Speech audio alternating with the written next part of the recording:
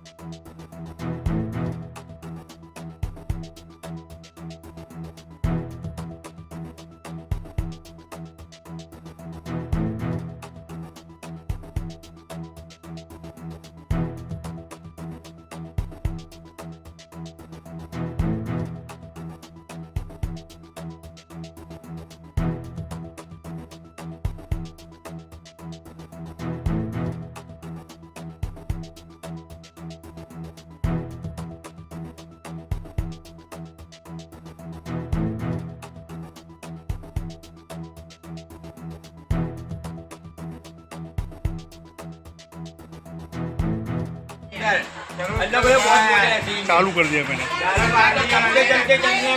हाँ, सब में घरों में ना पानी भरा गया है, इधर भी आया पानी। फिर शुरू पानी तो आएगा, बोलेंगे बच्चे वो खाला भी सामने बोलेंगे, बुलो खाला।